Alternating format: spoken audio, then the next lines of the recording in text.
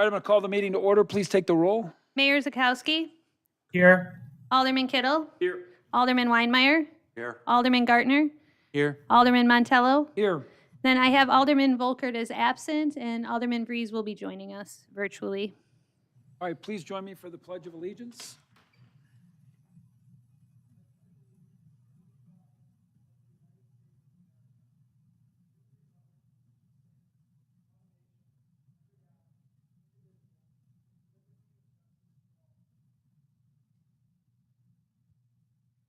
Is there a motion for the adoption of the agenda? I'll make the motion for the adoption of the agenda. Second? Second. Second made. All in favor signify by saying aye. Aye. Aye. Do we have any public comments? Anybody registered? Nobody signed in. Okay. Consent agenda. Make a motion to approve the consent agenda. Motion to approve, second? Second that motion. Second to the motion. Any discussion? All in favor signify by saying aye. Aye. Aye. Motion carries. We are on to new business. I think, Good evening, Mayor and City Council. Tonight, our first three items of new business are conditional use permits that were submitted by the School District of New Richmond. This is in regards to proposed building improvements to Starr Elementary School, the middle school, and Paperjack. And so Amber Tauchi, our city planner, will go through each of those. All three have been reviewed by the Plan Commission. And I just want to refresh audience, those watching the meeting remotely and for the council themselves. If you recall, earlier this year, we had changed our process so that conditional use permits go to both the Plan Commission and to the City Council. Based on Wisconsin state statute, applications that meet our local ordinances as well as conditions set by the council shall be approved by the body. And so these are what we call a quasi-judicial review process. And so it's not just based on if you voted for the referendum or against the referendum. Any conditions that we put in place on a project are based on our zoning ordinance, our requirements that we have codified and are based on findings of fact, not just on opinions or things that we think might happen. So Amber will go through each of the projects. If you have any questions for her, feel free to direct those to Amber. And we do have representatives here tonight from Wold as well about each. So with that, I'll turn it over to Amber. Good evening, Mayor and Council. The school submitted one conditional use permit application for all three schools, New Richmond Middle School, Starr Elementary School, and Paperjack Elementary School.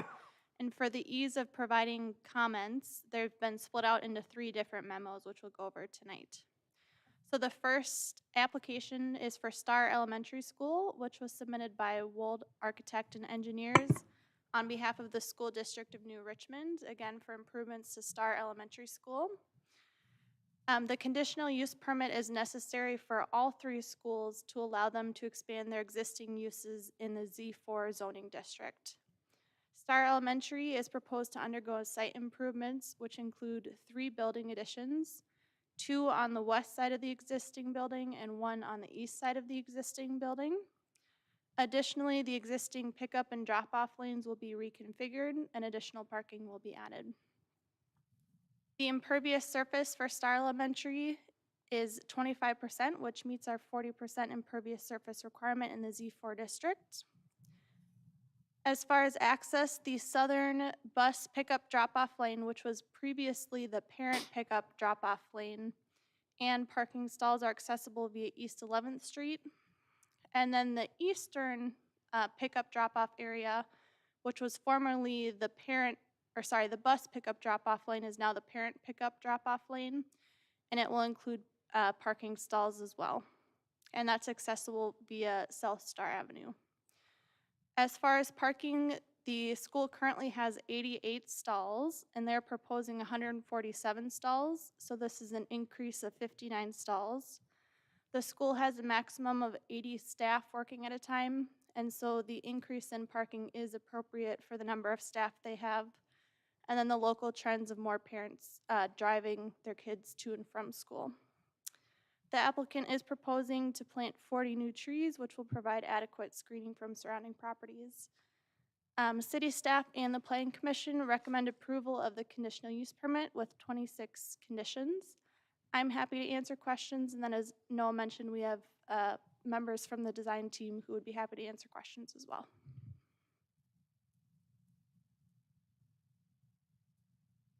Just for a point of defining, I'm going to offer a motion that we approve this conditional use permit application with the, count 'em, 26 conditions for Starr Elementary.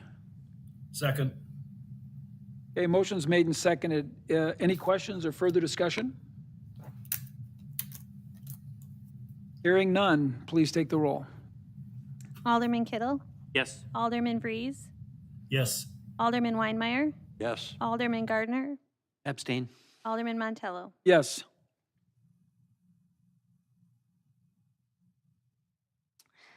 The next conditional use permit application, again, technically the same application, is for New Richmond Middle School. The proposed site improvements include 4 building additions, 1 on the north side, 2 on the east side, and 1 on the west side. The northern parking lot will be reconstructed and expanded as well. The proposed impervious surface is 40.8%, which slightly exceeds city requirements. However, this parcel is adjacent to Paperjack Elementary School and shares a lot line. And if you were to combine the total acreage of both parcels and impervious surface, they're just under 26%. As far as access, the school has 2 proposed parking lots on the north side of the building and 1 existing parking lot on the south side of the school. The northwest parking lot will be the new location for the bus pickup and drop-off area, so it will stay on the north side of the school. And then parent pickup and drop-off will continue to be on Riley Avenue on the west side of the school. For parking, the middle school currently has 276 stalls, and it is being proposed that they decrease 63 stalls to 213 stalls. At the maximum time, they have 100 staff, and this decrease in stalls reflects that the middle school was formerly the high school. And now that it is the middle school, we don't have kids driving themselves to school, so there's not as much of a need for parking as there used to be. For landscaping, they are proposing to plant 13 new trees, which will provide adequate screening from surrounding properties. City staff and the Planning Commission recommend approval of the conditional use permit with 23 conditions. I'm going to offer a motion that we approve this condition for our Richmond Middle School with 23 conditions listed. I'll second. Motion's been made and seconded. Any further discussion? What would be done with the excess parking?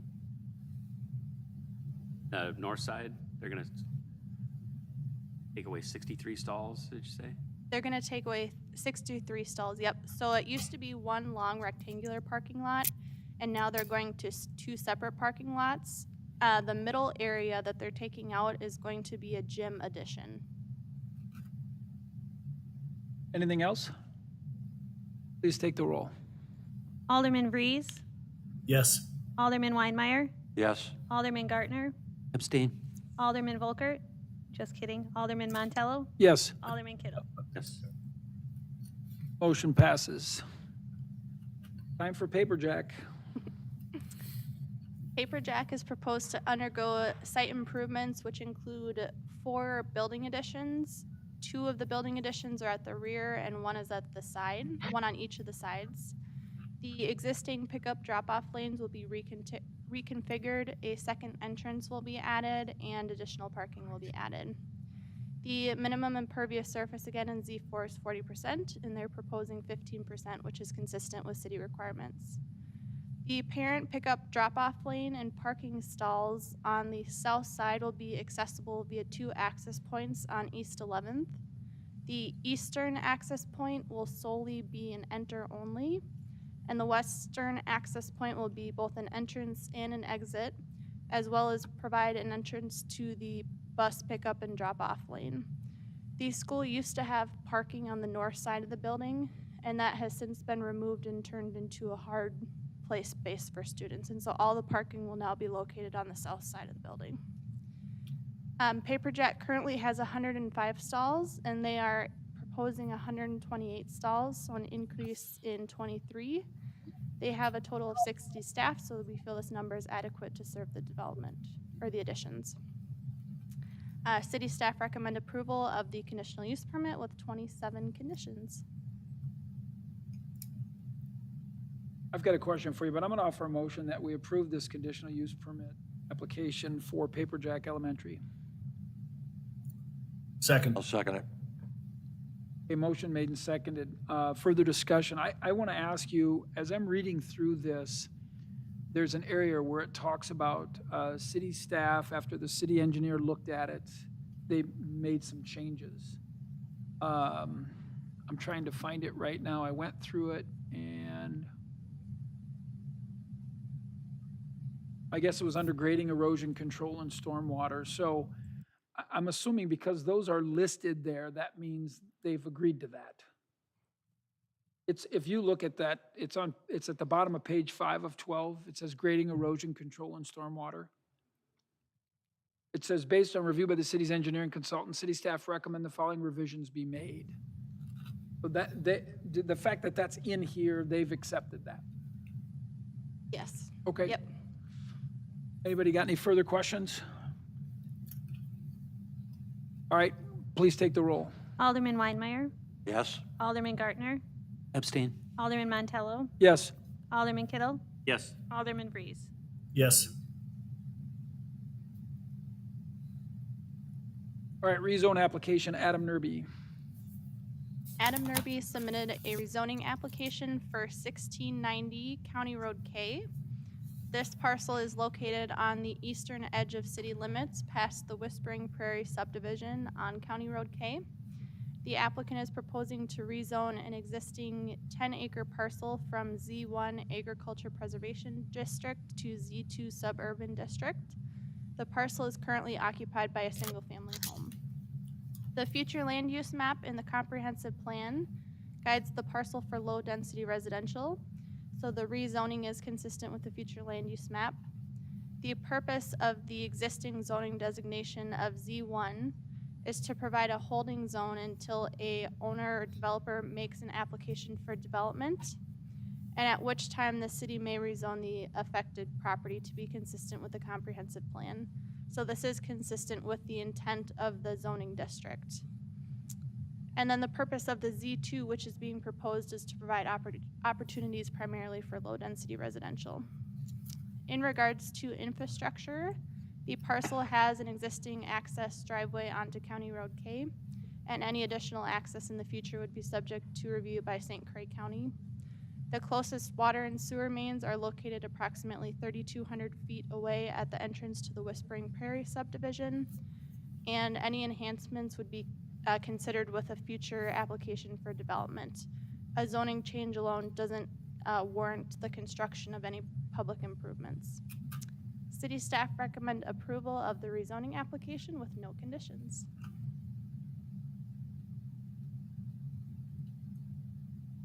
I'd make a motion to approve the request. Okay, motion to approve. Is there a second? Second. Motion's been made and seconded. Any further discussion? Please take the roll. Alderman Gartner, Yes. Alderman Montello, Yes. Alderman Kittle, Yes. Alderman Breeze, Yes. Alderman Weinmeier. Yes? Creative Home Construction Investments rezone application. Twin Cities Land Development, on behalf of Creative Home Construction Investments, submitted a rezoning application for 3 parcels adjacent to County Road A on the west side of the city. These parcels are the 3 remaining parcels in the total 200-acre Gloverdale property. The applicant is proposing to rezone the parcels from Z1 Agriculture Preservation District to Z3 Multi-Use Corridor District. The future land use map guides all 3 parcels as mixed-use corridors, So the proposed zoning designation of Z3 is consistent with the future land use map and the comprehensive plan. There's a small portion of the northernmost parcel that is guided as green space due to the Paperjack Creek, which runs through the northern side of the parcel. Again, the current zoning designation is Z1, and similar with the last application, Z1 is intended to be a holding zone until the landowner or developer makes an application for development, and at that time, it's suggested to rezone. The purpose of the Z3 proposed district is to provide a mixture of commercial, retail, office, lodging, and residential uses. And so future development would need to be consistent with the Z3 zoning designation. As far as public infrastructure, the closest water and sewer mains are located under West Richmond Way and Norway Pine Circle. Each of the parcels has an existing driveway onto County Road A. For the purposes of the rezoning application, it's determined that public infrastructure is available and any enhancements would be considered at the time of future development. City staff recommend approval of the rezoning with no conditions. Is there a motion to approve? I'll make the motion to approve. Second? Second. Motion's been made and seconded. Any further discussion? Please take the roll. Alderman Montello, Yes. Alderman Kittle, Yes. Alderman Breeze, Yes. Alderman Weinmeier, Yes. Alderman Gartner. Yes. 2025 Fun Fest permit applications. So if you recall earlier this year, the city council approved the parade permit application for FunFest. So included in your packet tonight are additional applications that have been submitted by the chamber. This would be in regards to the closure of the street, the use of the public parking lot behind the Wild Badger, and use of the alleyway. And then it also addresses the use for outdoor amplification for the bands. So included in the packet, you can see there's a short memo from staff. The chamber provided the color map that's included in the packet. So the proposed location for the carnival and beer tent food court would be the same as in years past. As you scroll through, you have the permits for the use of amplifying devices. So from Thursday, this would be from 3 to 10 p.m., Friday from noon to midnight, Saturday noon to midnight, and then Sunday they wrap up earlier. And so what we call the parade is on that Sunday, and then the event wraps up earlier in terms of communication to property owners, you can see that including the packet are some of the signatures from property owners that the chamber met with. When folks sign these, this isn't saying that they support this. It's not that you have to get a signature from everybody. It's really that they've been notified, that they're aware that this event would be happening, and really to try to encourage that dialogue between the organizer of the event and the property owners that are going to be impacted. So in terms of additional communication, because obviously it's not that they're able to meet with every single property owner, the city clerk's office did reach out to other property owners to make them aware that this was going to be brought forward tonight and to see if they had any questions or concerns. The recommendation from staff would be to approve the applications. We do note some conditions in the memo at the beginning of in your packet. And that's that streets and alleys would stay open until Wednesday, July 9th. With the understanding that rides and booths may need to be parked overnight starting on that Tuesday. But we don't want to close the road if rides aren't actually being set out in the street. The last couple of years, we've shut the road down early, and then there's actually confusion from folks because rides aren't actually being set up out there. We're looking for more detailed information just regarding proposed locations for the dumpster and porta potties for the event. We want to ensure that handicap parking and sidewalk accessibility are noted for the public. In terms of the alleyway, we want to ensure that emergency access lane is not obstructed by carnival rides. So this would be on West 3rd Street. So again, if an incident where, let's say, a fire truck or emergency service staff need to access there, we don't want the alleyway blocked. In terms of driveways, we want to ensure that the public parking lot located behind the Wild Badger, again, there's has 2 accesses there, again, just for emergencies. The alleyway between South Arch and South Green shall not be obstructed. Dumpsters shall not block the intersection of East 3rd and South Knowles. We want to ensure that dumpsters are emptied on a regular basis. And again, this is based on feedback from past years. Looking for clarification on the hours of the sound amplification on Sunday. You can see in their application that was cut off there. So we don't just want to rely on, well, these are the past hours it's been. We want to ensure that we know the clear end time for that. You know, is it 6 o'clock? Is it 8 o'clock? We want to know we have a specific end time. Payment of permit fees, certificate of insurance has to be provided to the city. And then application for temporary alcohol license with an adequate number of licensed bartenders would also have to be submitted. So many of these conditions were also their conditions last year. So it's not necessarily that there's been issues with some of those, but we want to ensure that, you know, when the carnival sets up, that, you know, if they have different staff from last year, that they're not blocking the alleyway, or we have rides that are too close to Knowles Avenue where there's concern. Some of these we're really just trying to memorialize, you know, what has been done in previous years and has worked well. But staff are happy to answer any questions that the council might have. Well, one question I have for you is on their amplification permit, it says Thursday from 3 to 10 p.m. And it seems to me last year on Thursday night, it was like 11. They went until. They're changing their lineup. Thursdays haven't been as popular, so they're doing a smaller music time on Thursdays. That's all good. I just remember a couple years ago we had an issue. It was a couple of years ago that there was a mix-up on what they had on their permit and what they thought, and it was remedied. And last year we didn't have any issues with that. And like Rob had mentioned, that I don't know what that is, but I don't. And then I think, Noah, you covered this, but really the conditions or recommendations that you have here are different from, some of that's a bit of an amendment from the application.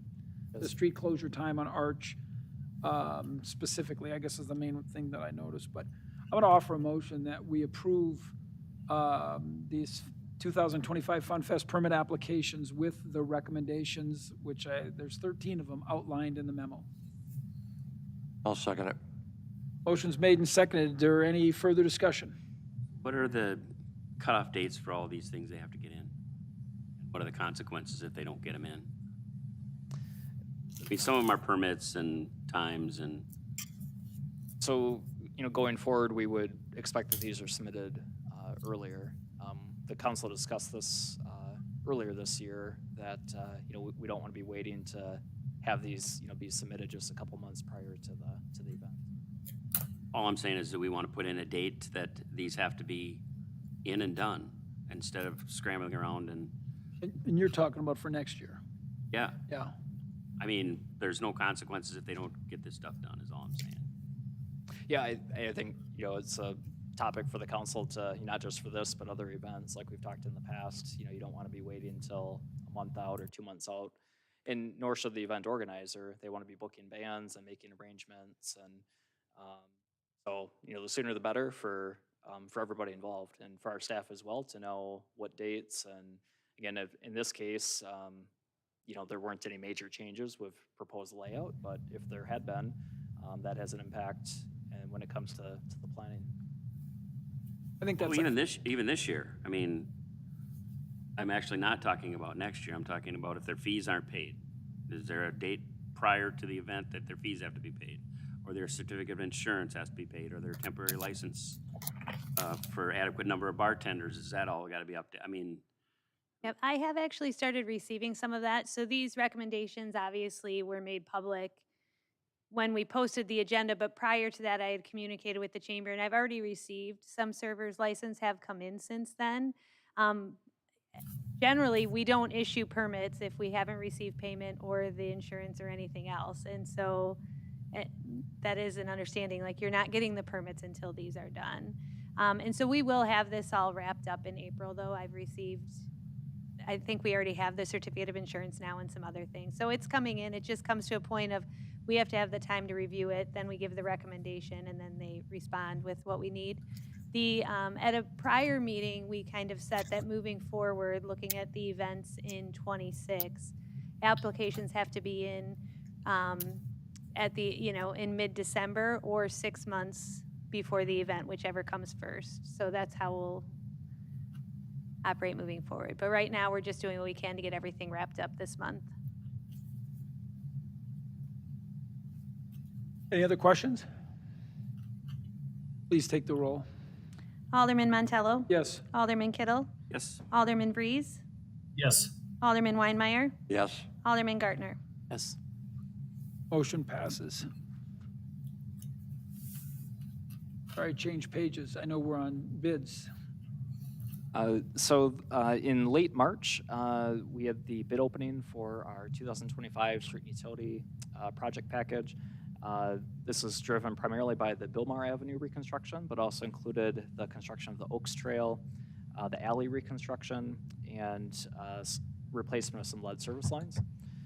You can see in the packet we received 4 bids, ranging from a low bid of $1.89 million up to a high bid of $2.3 million. Did come in favorable to what we had estimated, which was good news.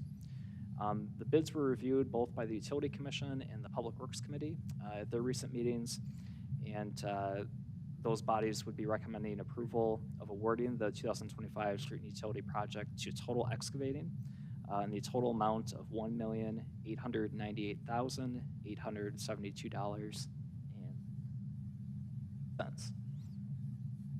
When this- Happy to answer any questions that they might have. When this work is done, the trail that runs from Paperjack north, I'll put it that way, but it'll actually be looped in with there's boardwalk and gravel. You'll be able to get to, is it Bilmar? I don't want the name of the main street when you turn into Southfield. Yeah, so the Oaks Trail would run from the east side of Bilmar Avenue.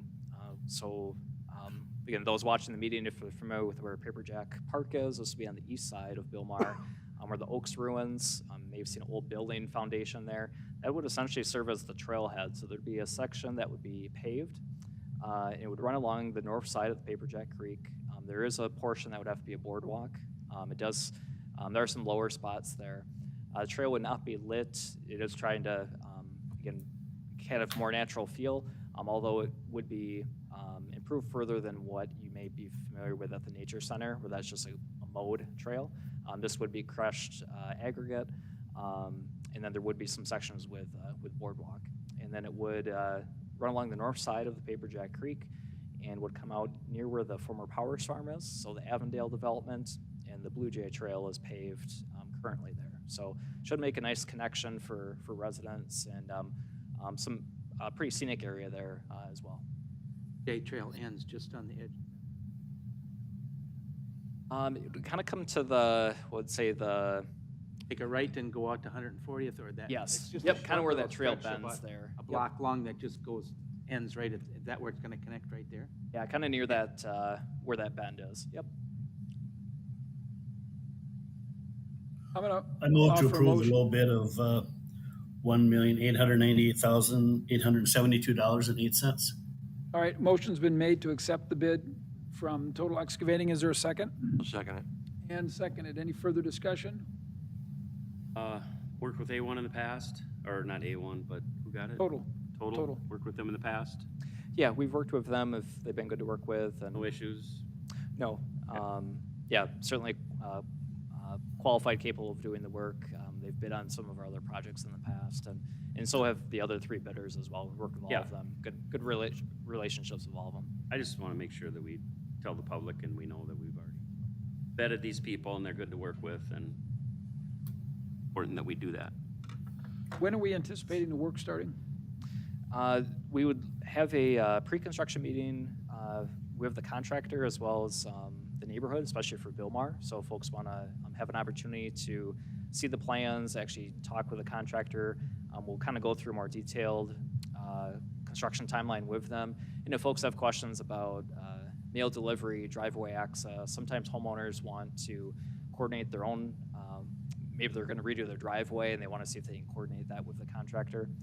But we would expect likely after Memorial Day, and then it would continue through the I'm sorry. No, I just expressed a concern before about the intersection of 11th Street and 65 and how people try to avoid doing left-hand turns by cutting through Southview. right. And it would be nice for us to come up with a better permanent fix for that. There's got to be some kind of traffic control at some point, but fortunately, this will be after school is done, Yeah, so that should help. Yeah, and our, it could be that you start to see some equipment mobilized, or there could be flags, but we really want to wait because of school bus traffic on Bilmar especially. So now in terms of the work for the trail or the alley, the lead service lines, those could potentially start earlier, but are going to be based just on the scheduling for the contract. What other work they've got going on, either here in Richmond or other communities. Will there be, I assume there'll be times when either the north or the south exit off of Bilmar will be closed and people can only get out one way. Will that information be sent out? Is there a timetable for that kind of stuff? Yeah, so, and that's some of the information we'll work with the contractor, and then also how we communicate that with homeowners. And so a lot of times at that neighborhood meeting or open house, we also like to collect name, cell phone number. That way, if there's updates, that's right of, hey, tomorrow don't park your car on the streets, right? Because there's work going on, or if there's perhaps we have to shut off water temporarily.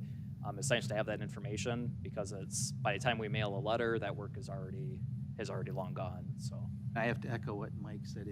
It's obviously an extremely well-used thoroughfare every single day, and lots of traffic through there. So, yeah.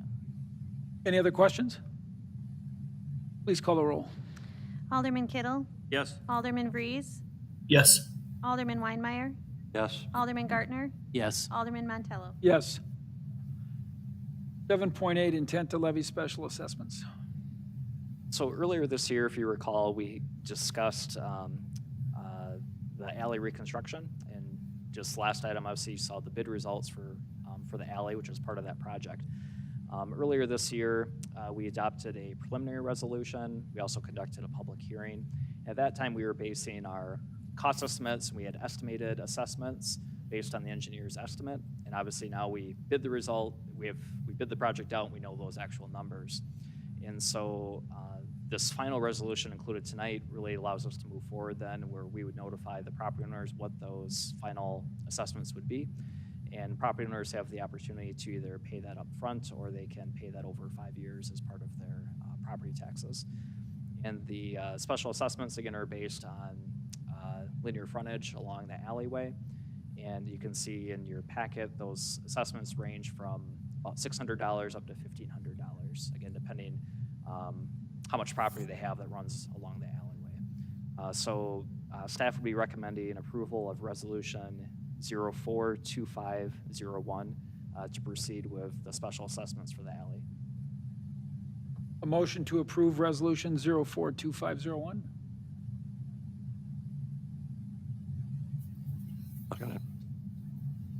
I was asking for a motion, but okay, I'll make mine a motion and his will be a second. Is there any further discussion? Please take the roll. Alderman Vreese, Yes. Alderman Weinmeier, Yes. Alderman Gartner, Yes. Alderman Montello, Yes. Alderman Kittle. Yes. Miscellaneous concrete work. So earlier this year, staff also solicited bids for some concrete work. You can see we received 2 bids, one from concrete flooring, the other was from solid rock custom concrete. The total bids actually came in very close. However, the low bid would be from concrete flooring in the amount of $35,633. So staff and the Public Works Committee recommended proceeding with the low bid in that amount. Included in the packet, you can see the bids themselves. And again, this is a variety of projects ranging from concrete work at Hatfield Park, some sidewalk work, curb and gutter replacement. So hence the title, that miscellaneous concrete. It certainly is a variety of projects. This is work that largely we'd hoped to have completed last year. And if you recall, we solicited bids. The work was not completed by the contractor, so we moved that forward here to 2025. I'll offer a motion that we award the low bid to concrete flooring in the amount of $35,633. Second. Motion's made and seconded. Any further discussion? Both these are Richmond companies? Yes, both Correct. both have done work and no concerns about quality of their work or capability to complete the job. Anything else? Please take the roll. Alderman Weinmeier, Yes. Alderman Gartner, Alderman Montello, Yes. Alderman Kittle, Yes. Alderman Breeze. Yes. Wood poles. So included in your packet is inventory, and you can see a unit price of several replacement poles for the electric department. We, pursuant with our purchasing policy, purchases over $25,000 come to the City Council for approval. So this was reviewed by the Utility Commission at their last meeting. They recommended proceeding with the purchase of wood poles from Bell Pole for a total cost of $31,609. And these would be replaced here throughout 2025. I'll move to approve. There's a motion to approve. Is there a second? I'll second it. Motion's made and seconded. Any further discussion? And these poles are all going to be used right away? They're all replacement poles that need to, Yeah, so we for poles on hand? we keep some on hand here, so we always have some inventory.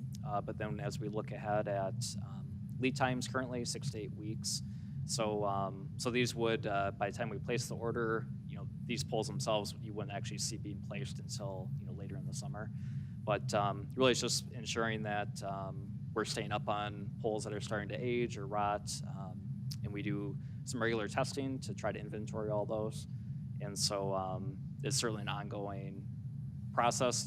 It's not just a one-time we replace some poles and now we're good for the next. This is a reoccurring item that you see in our capital budget for the electric department. Any other questions? Please take the roll. Alderman Gartner, Yes. Alderman Montello, Yes. Alderman Kittle, Yes. Alderman Breeze, Yes. Alderman Weinmeier. Yes. Motion passes. Pre-demolition asbestos and regulated materials survey. So one of the items included in our 2025 capital plan, if you recall, is the raising of an old farmhouse and barn located on the west side of Wall Street, up near the airport. We at this time intend that our fire department would actually have a controlled burn at some point here in 2025 for training purposes. However, prior to that, any hazardous materials or asbestos have to be removed. Before we can get approximate estimates from asbestos demo contractors, we have to get updated sampling done. And so we had reached out to SEH, received a proposal for them, which is included in the packet. That estimated cost is $8,106.60. Essentially, we'd have reporting documentation. We then take that information, give that to demolition contractors to submit bids for how much it would cost to get all of that resolved, whether it be removing asbestos, whether there be materials in the barn or something else that would be a potential hazard. And then once that work would be done, then the fire department would be able to proceed with. So this is kind of the first step in that process. So staff would recommend proceeding with the proposal from SEH. Happy to answer any questions that you might have. Is it possible there's actually no asbestos out there? It is a possibility. I mean, we don't know it's there, but we're assuming there's some there. There was some sampling done actually when the house was still occupied.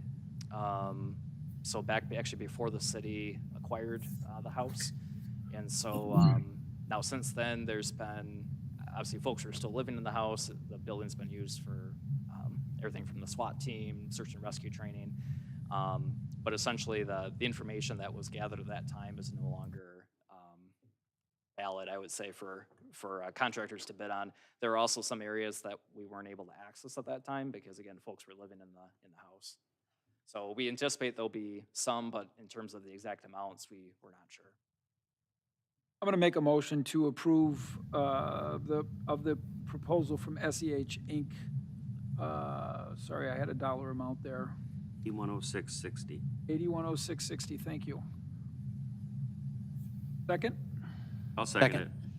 It's been made and seconded. Any further discussion? So this Yeah, Mike, 8106 I'm sorry, go ahead, Craig. No. No, my question would be, is it's potential that the fees from SEH may be higher than the cost of removing the asbestos itself? Yes, that's not uncommon. When we had, this was a few years ago now, but for example, the former Dairy Queen building, we hired an engineering consultant to do sampling. The actual abatement work was under $1,000. So it just depends on the quantity or what type of asbestos or other materials would be found.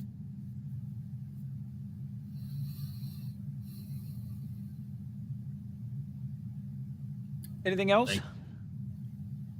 Pete, you're good? No, I'm not good, but that's okay.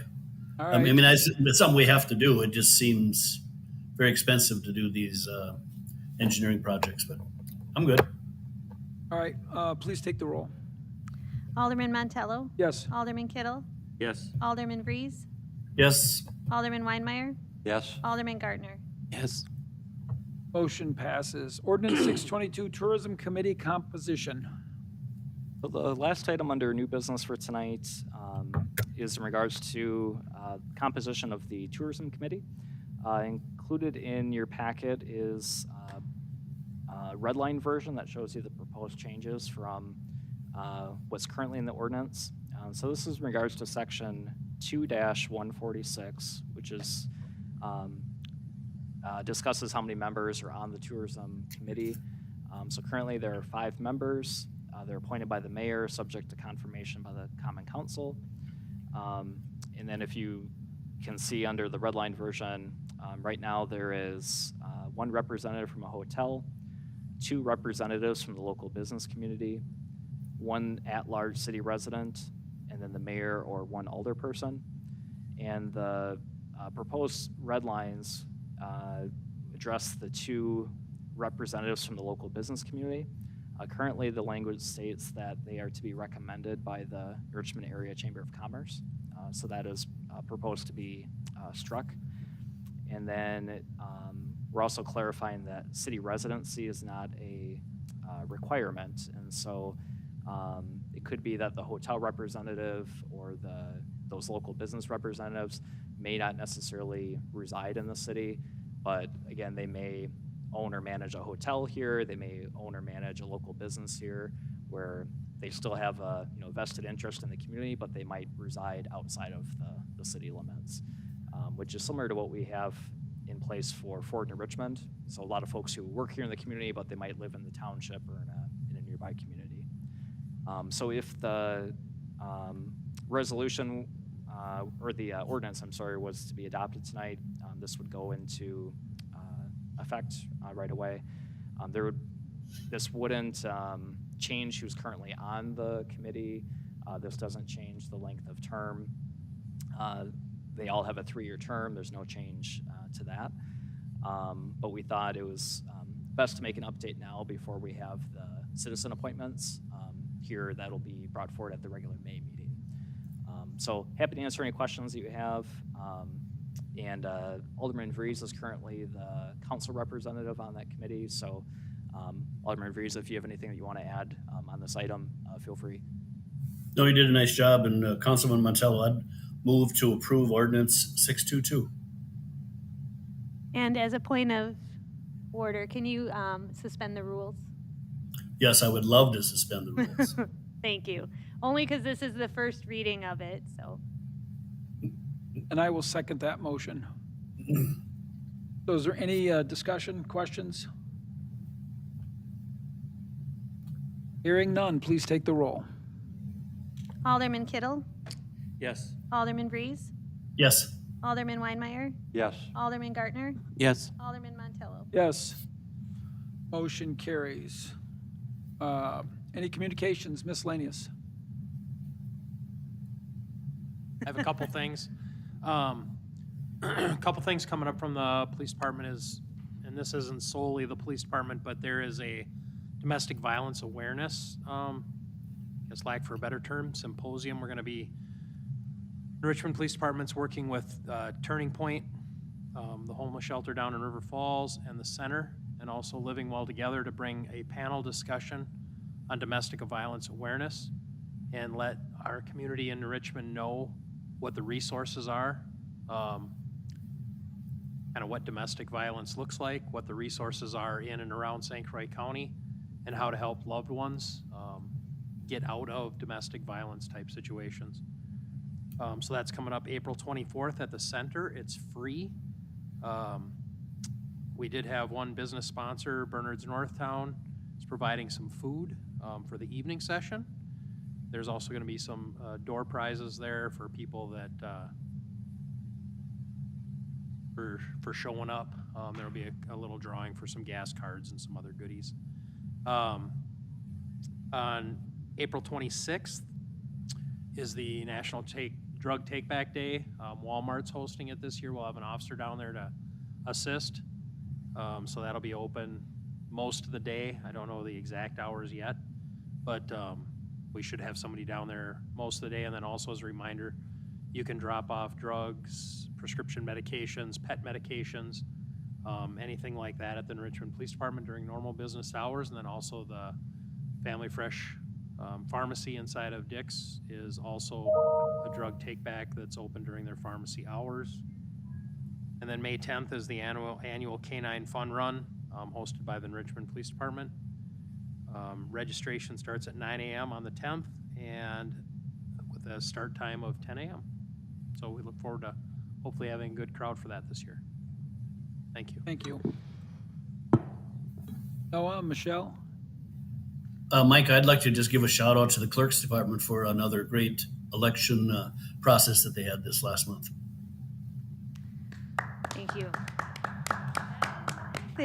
I was going to thank the election workers. She was going to pat herself on the back. I Pete, was. thanks for doing that I for think that her. was a really great day. I want to thank our election workers. It's a fun day with a great group of people. Just because I know you're really into stats, can you want to tell us kind of numbers, turnout, compared to a normal spring election? I mean, Compared to a normal, so we had 51% voter turnout. Our last spring election, which included a school referendum and a presidential preference, we thought would have been really big, was under 33% turnout. So a significant improvement. The one before that in 23, which would have best kind of matched the ballot this time, was a 20% turnout. So it was awesome. And we went from a spring primary, we had our lowest turnout ever, to a spring election that was huge. So it was great. a great job by all the staff. Thanks for voting, everyone. Awesome. Anything else? Hearing none, we're gonna be going into closed session. Sorry, I just closed my agenda thing there to read what it's for. Noah, you did too. I did too. Best wishes for Councilman Volkert. Yes, thank you for that. We're going into closed session per Wisconsin Statute 1985 1E, deliberating and negotiating the purchasing of public properties, the investing of public funds, or conducting other specified public business whenever competitive bargaining reasons require a closed session. Should I read 9-1 as well? Motion to go into closed session?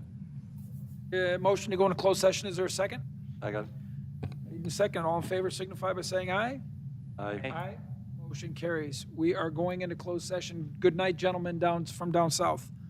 Bye, everyone. See you later. Bye. This conference is no longer being recorded.